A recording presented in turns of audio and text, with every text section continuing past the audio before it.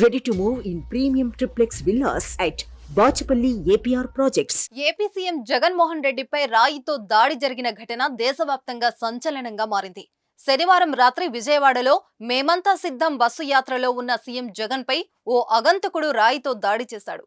గురి చూసి బలంగా కొట్టడంతో ఆయన ఎడమ కంటి దగ్గర తీవ్ర గాయమైంది. వైద్యులు జగన్ కు ప్రాథమిక చికిత్స అందించారు.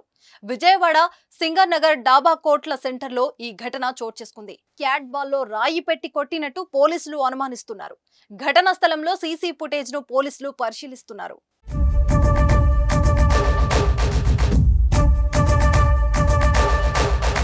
సీఎం జగన్ దాడితో ఏపీలో రాజకీయం దుమారం చెలరేగుతుంది. వైసీపీ టీడీపీల మాటల యుద్ధానికి దిగాయి. జగన్ పై దాడి టీడీపీ పనే అని అధికారి పార్టీ ఆరోపిస్తుంది.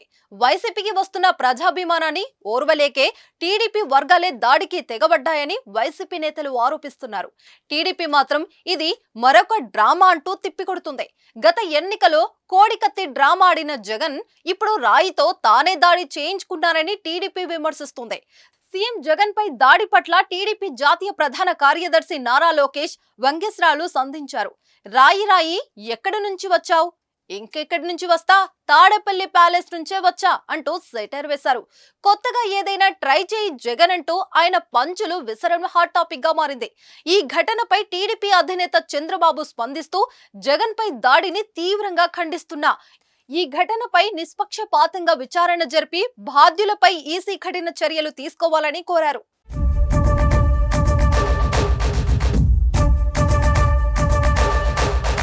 మరోవైపు జగన్ పై దాడిని దేశవ్యాప్తంగా రాజకీయ ప్రముఖులు ఖండించారు.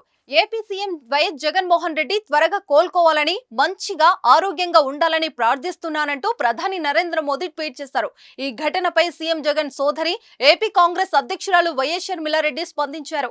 ఈ రోజు ఎన్నికల ప్రచారంలో భాగంగా సీఎం జగన్ పై దాడి జరిగి ఎడమ కంటి పైన గాయం కావటం బాధాకరం, దురదృష్టకరం.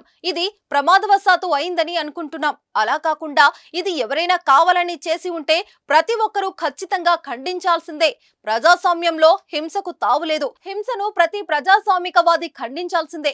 జగన్ త్వరగా కోలుకోవాలని దేవుణ్ణి ప్రార్థిస్తున్నారు అంటూ సోషల్ మీడియా వేదికగా షర్మిల వెల్లడించారు. తెలంగాణ మాజీ మంత్రి కేటీఆర్ సైతం జగన్ పై దాడిని ఖండించారు.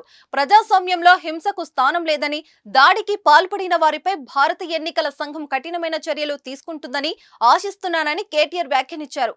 జాగ్రత్త జగనన్న అంటూ ఆయన ట్వీట్ చేశారు.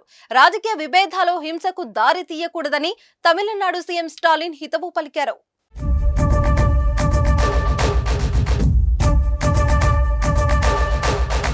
సుమన్ టీవీలో మీ పర్సనల్ అండ్ బిజినెస్ ప్రమోషన్స్ కోసం కింది నెంబర్కి కాంటాక్ట్ చేయండి.